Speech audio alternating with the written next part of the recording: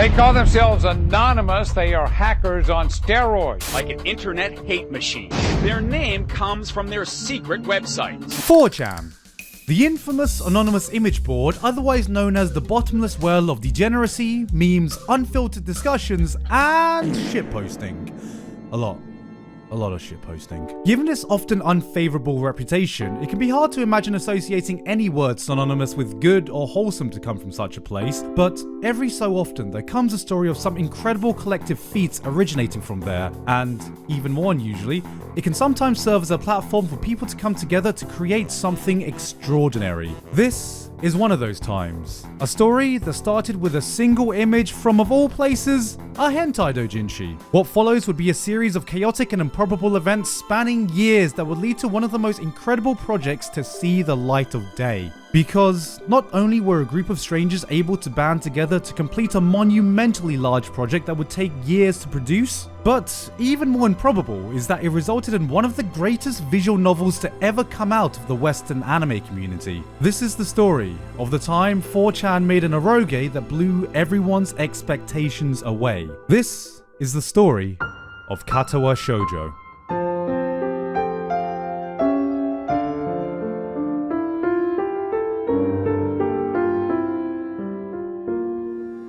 But before we get on that, I wanted to talk about today's sponsor. Boxu is my favorite Japanese snack box that sources rare snacks from all over Japan, partnering with family businesses to create signature treats you can't find anywhere else. Now, if you've been living in Japan like me, one of my favorite things about Japan is of course their food culture, which absolutely applies to the awesome snacks that they have. And if you've ever wanted to try any of them, Boxu's got you covered. Each box is completely packed with Japanese snacks and also comes with a little booklet that teaches you all about the snacks' unique flavors and where they come from. This month, if you're in America, you may be preparing for Halloween, but in Japan we have Autumn Koyo, which is the beautiful season where we get to see all the leaves change into their beautiful fall colors. And all the snacks I have here perfectly match the mood of the theme we're going for here. I'm gonna try this yuzu cake for myself. Now, I'm very excited for this because I am a fiend for yuzu. I love yuzu flavored things. Oh, that tastes so refreshing. God, I love yuzu. Oh. We also have mochi oranges. Now, unlike another certain someone, I absolutely love oranges and orange flavored stuff. So let's give this a shot. That's cute. They're almost shaped like orange segments. Give me both of them. How can you hate oranges? So, what are you waiting for? If you want to try out some premium Japanese snacks today, go to the link in the description and use code Gigguk15 for $15 off your first Boxu order. Thank you very much to Boxu for sponsoring me today. Back to the video. Before the gold rush of Steam anime-themed visual novels, before Doki Doki Literature Club, before Honey Pop, there was Katawa Shoujo. Released in 2012, Katawa Shoujo, which roughly translates into Disability Girls, is a visual novel dating sim that tells the story of 5 high school girls living with various disabilities who you get to romance. And who knows, maybe eventually get a bit of sexy time with. Yeah, I know. Given the very sensitive subject matter and given the place it originated from, it's easy to expect nothing less than a tasteless disaster that would go down in infamy in the bowels of the internet. And yet, anyone who's played this will know that it was a wholesome, inspirational story that has touched the hearts of many and is still very, very loved to this day. Even now, I've seen countless people talk about how Katawa Shoujo touched their lives and sometimes even changed it in some way. But one thing that I find just as incredible as the story of the game itself is the story of how this project got made. This isn't some small game, it is a full visual novel with 30 plus hours of content complete with CGs, music and animation that took a team of amateur developers years to make and was released for absolutely free. This was before the era of the Steam visual novel boom, before Kickstarter projects, before easily accessible visual novels in general. Just a group of strangers working without pay for years on a project that might never had been finished. The more I think about this project, the more it blows my mind that not only was something like this seen to completion, but also turned out as incredible as it was. How did such a project get completed, where so many other smaller games, indie titles, and Kickstarters with proper funding faltered, forgotten about, never to see the light of day? To see the roots of where this all started, we need to go back much earlier, to a simpler time of the internet.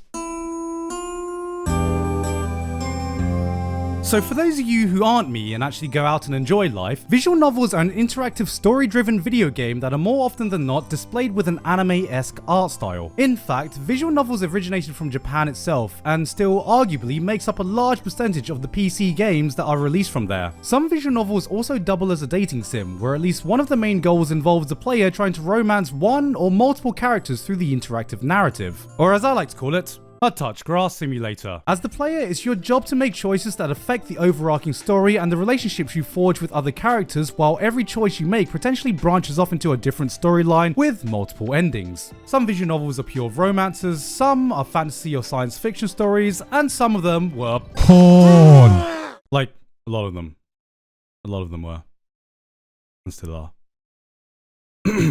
Some big games that are basically visual novels are franchises like Phoenix Wright and the Danganronpa series, but some others you may have heard of are things like Steins Gate, Clannad, and... what does this say? Fate? Stay Night?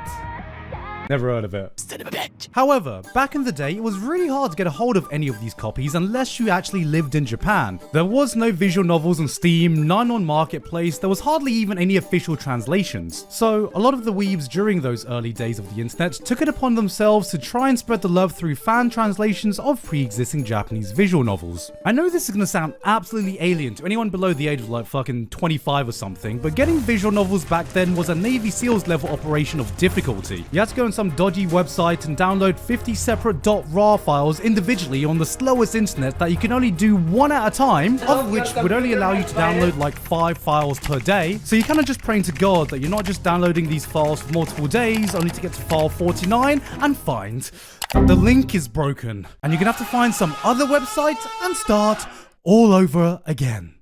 Sorry, I'm getting some Vietnam flashbacks right now. But through this, a whole culture of parody visual novels were formed, because any old weeb could stick together the most janky ass flash game dating sim and upload it. I know there must have been a few of you out there that discovered that shitty Ava dating sim and the Love Hina visual novel back in the day, browsing Newgrounds and seeing stuff like Ganguro Girl, Frank's Adventure, and just having your world opened as a horny hormonal teenage anime fan. If you do, please make yourself known so I don't sound like a crazy boomer right now. Thinking back to the fan-made bootleg dating sims of the mid-2000s feels like a fucking fever dream. But all this was the landscape of the community at the time, because let's be real, we were fucking weebs and a lot of us had that same cringy dream of wanting to make our own anime one day, and visual novels were kind of the closest we could ever get to that with the resources we had. So while I can't exactly explain why the collective of 4chan's anime board would jump on the idea of creating a visual novel, it's very possible that this would have sown the seeds of interest for many on that board to want to make their own. Though for the origin of the disabled girl dating sim idea itself, we need to go back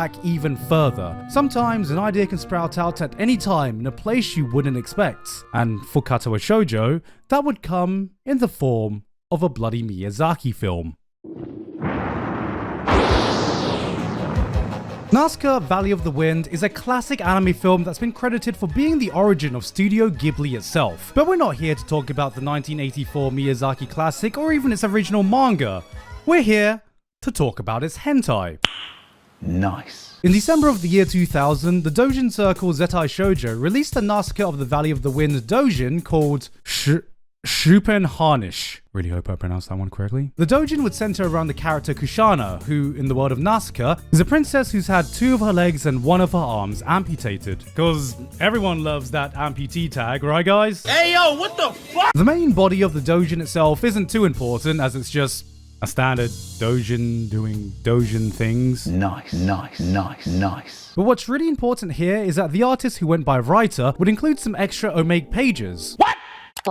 Japanese. Motherfucker, do you speak it? And on one particular page, there would include concept art for a dating sim featuring disabled girls that he dubbed Katawa Shoujo. There was a deaf girl who was a class president type, an armless girl who would hold up her chopsticks with her feet, one had no legs, one had severe burn scars, and the last one was blind. It was all just very basic ideas with not much to work with, and I'm sure writer himself had no idea how important this single page would one day become. The real event that would set this idea in motion, however, would come a whole 6 years later, where, for some unknown reason, a fan would choose to color and translate this page and this page alone, unknowingly putting the final piece in place for this idea to take center stage on a board full of eager, degenerate weebs. It was the one page from a hentai manga that started an avalanche.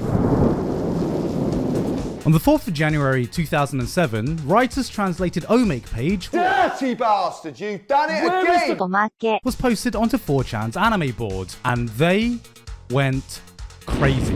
Hundreds of individual ideas, sketches, and concepts were thrown out there and discussed what this dating sim would actually be like if it were real. Thread after thread after thread was created and filled before another one would pop up almost immediately to repeat the exact same cycle. I nominate Burns-chan for Resident Tsundere. Are you stupid?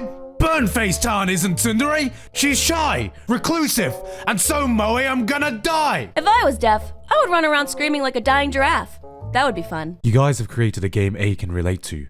Congratulations. Enjoy your new status. It got so popular that a mod actually had to pin one of the threads, which for a site that is all about the impermanence and volatility of its discussions was an extremely rare event. The unified creative force couldn't be stopped. It had taken a mind of its own. Eventually calls were made to make this game a reality, and riding on nothing but the sheer momentum of a single concept page, the collective hive mind of A decided to actually do it. A development forum was created in an attempt to be able to collect and organize enough ideas to give this project a sense of coherency, but the floodgates were already opened. This unabashed collective ushered in a no-holds-bar, bare-fisted Royal Rumble cage match of ideas that battled it out on the open forum. Some took shape and evolved, and some were shot down almost as quickly as they were born. Plot paths, locations, character quirks, character backstories, music, and foley, everything was discussed. Everything was open game, whether suggestions were actually serious or not. Do you think she looks more ara?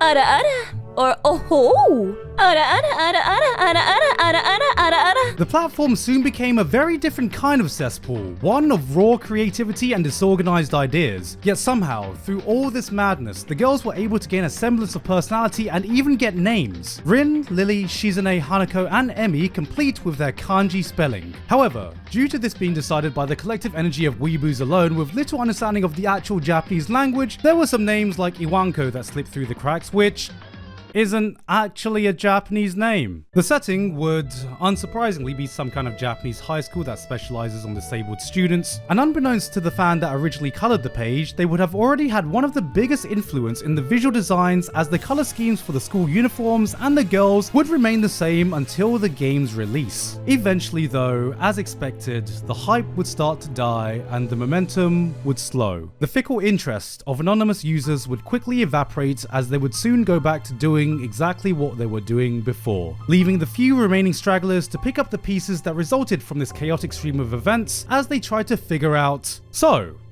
where the hell do we go from here? It's April 2007, 4 months since the original thread post. Any momentum that it originally had almost completely gone. There's infighting about whether it still should be an open project that the community can always contribute to, or a closed project worked on by a dedicated team. Whatever the case, any progress has almost come to a screeching halt, and the project is in real danger of dying a slow death. In comes a man by the name of Cameron O'Neill, who went by Crud online and who I was lucky enough to interview for this video project. He had experience organising online projects, from working as a fan subber on shows like Higurashi, and was basically put in charge of organising a new development forum from scratch with the handful of remaining devs who were still interested in pursuing the project. The new ragtag team was formed. Crud was in charge of writing Hanako's story, A22 was in charge of writing Shizune's, Aura for Rin, another writer for Lily's story, and Hive Mind agreed to write Emi's path. The team also had people working on character and background art, as well as an overall director who would start to learn how to use Ren'Py, a fairly well-known visual novel engine. Everyone in this core team was given their job and dedicated roles for the project, thus cementing the birth of 4 Leaf Studios, in reference to the 4chan logo that all this originated from. Most amateur teams start off with a small project. In visual novels, smaller projects can be around a few hours of playtime. So, with a collective team experience of exactly 0 when it comes to writing, drawing, or producing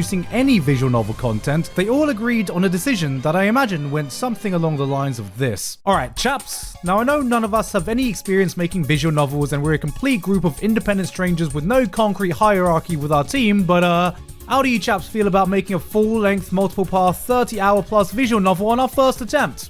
No, of course. That sounds doable. Come on, we can do that. We can definitely do that. What can possibly go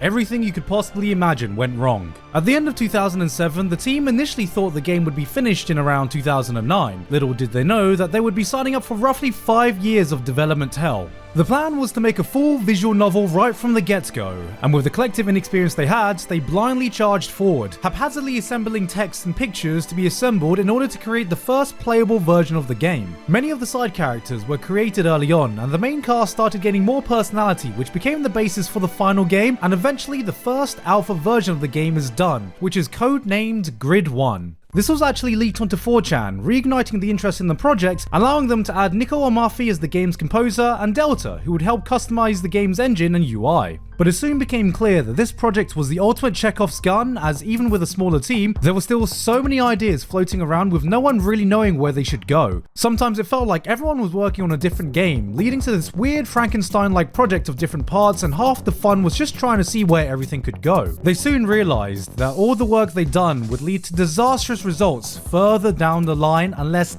everything was scrapped and the writing work start all over again. Dejected, the team try to salvage what they can and craft the basic structure of the whole game. Act 1, the first chapter of the game, would be shared between all paths and written in collaboration between all the writers until it splits off on the last day, so they all decide to rewrite Act 1 together and then everyone moves on to their individual story paths. That makes sense, right? Sounds like a way better approach and things seem to be going way more smooth. Wrong.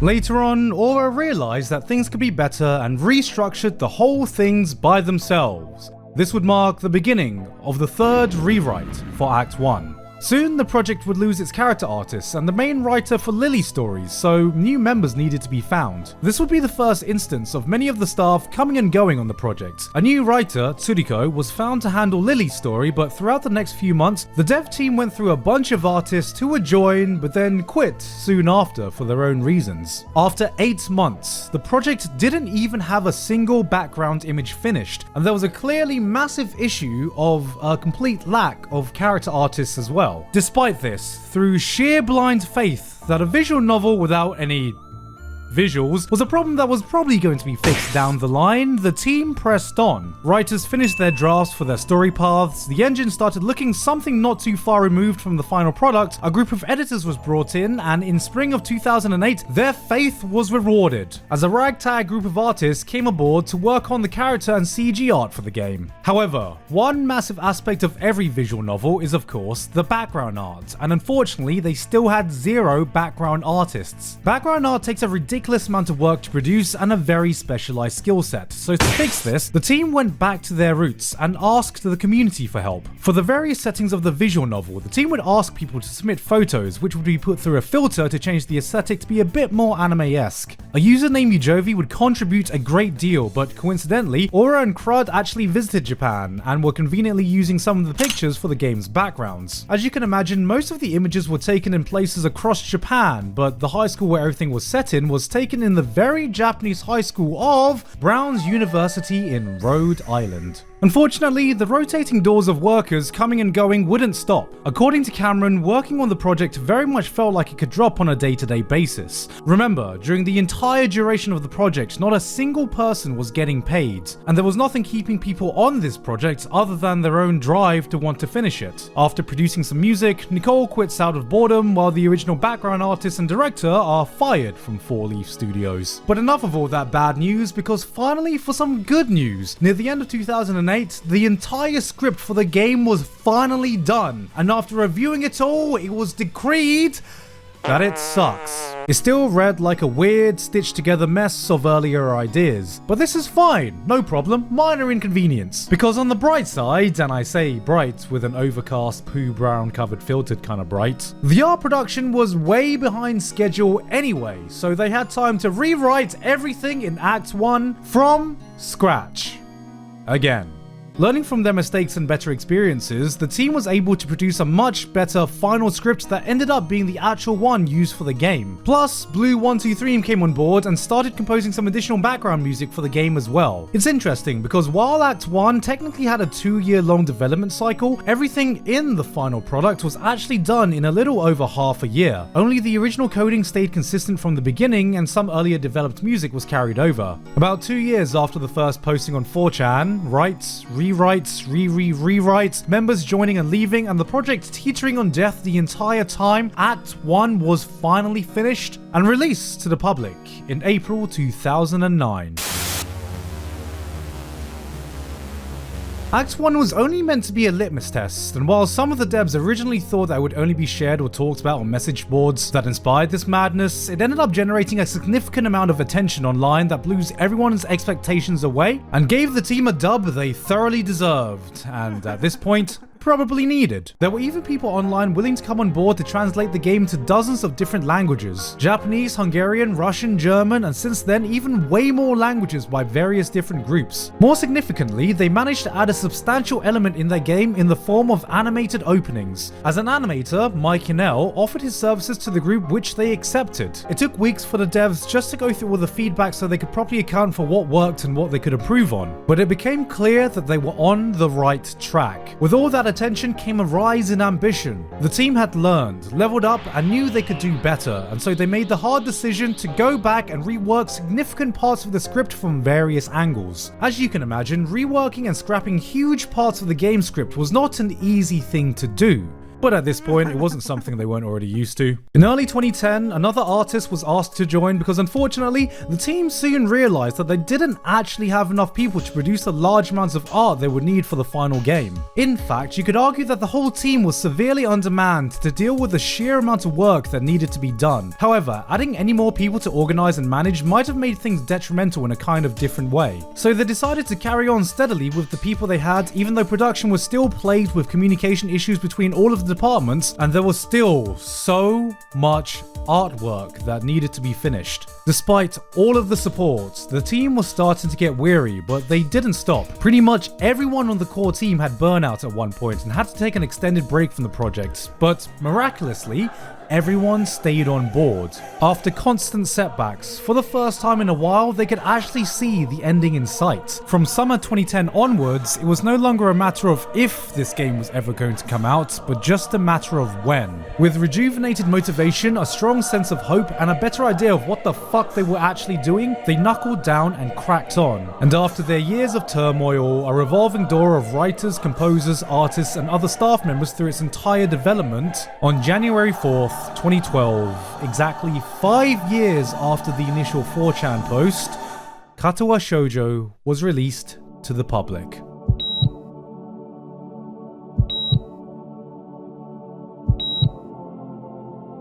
They did it. They actually did it. This ragtag team of amateur developers not only saw a full-length 30+ hour visual novel to completion, but somehow it was actually really good. The team were met with almost unanimous praise from fans and critics alike, moved many people, while also reaching a far larger audience than they ever intended or imagined. Mainstream gaming outlets talked about it. It got people who never played a single visual novel before try it out. It reached far beyond the little anime and visual novel boards on 4chan that it started on. Even Writer, the original artist that helped start all of this, wrote a post on a Japanese blog thanking the developers, expressing heartfelt gratitude for their combined efforts. To this day, Katawa Shoujo remains a cult classic beloved by many. Personally, I first heard about it like many other people, seeing people talk about this eroge from 4chan revolving around dating disabled girls, and of course hearing that, my curiosity was piqued as my gut reaction was, oh god. Let's see how big of a train wreck this is gonna be. And yes, while there were some eroge scenes in it, like so many other visual novels initially marketed as eroges that people realized were actually so much more than that, Katawa Shoujo was exactly that. What I was met with was not only a wholesome but inspiring story about a group of people who strive to push past misfortunes and hardships that life had given them. This isn't just the type of story that people enjoy, this was the type of story that could really change people's lives, teach them something about themselves and the relationships with people around them. And to me, seeing a story so powerful, so impactful, knowing the journey it took to get there is nothing short of a miracle. Because I think the most impressive thing was the reaction from 4chan itself. 4chan, the board of hardened degenerates, the community with some of the most unfiltered, unflinching, jaded people on the internet, had their hearts moved. This was the game that taught 4chan how to feel. It was the game that broke 4chan itself. I downloaded the game for fat material. Now I'm sobbing up looking back on the good Emmy ending. I don't even like hentai. I just thought, I'm horny. Maybe I can jack off to this. God damn it. I got a waifu. And I'm crying about it. You fucking broken me, V. Eat shit. Guys, I'm seriously crying fucking bitch tears right now like you wouldn't believe. I'm not even at the end yet. Fuck Four Leaf Studios for doing this to me, for making me feel these feels. Help, V. I think you've broke my boners. For fuck's sake, I haven't stopped thinking about this game for 2 days straight and this shit isn't helping!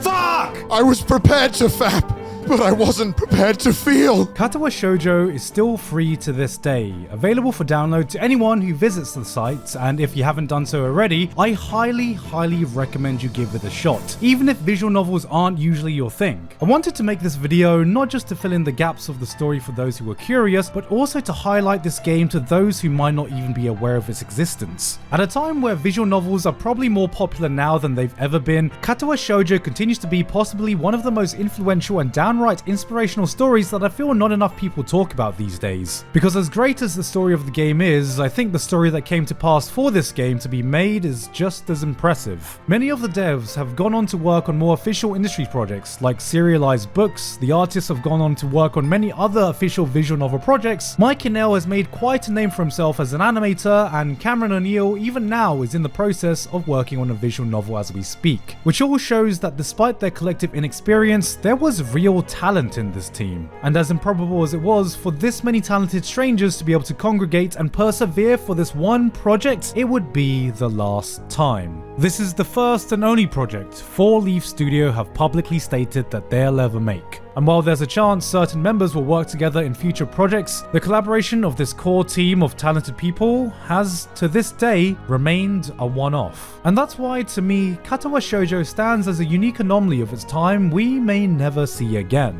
I've seen school projects crumble for less. This was a project made by a team with no experience, no budget, no guarantee their work would ever be seen. Fueled by pure passion, but it wasn't just passion that got this project made. This game was teetering on a knife's edge for most of its development. From conception to completion, so many unlikely things needed to come together, so many serendipitous events needed to happen, so many stars needed to align for this thing to not only come to fruition, but be as incredible as it was. And that is the miracle story of Katawa Shoujo.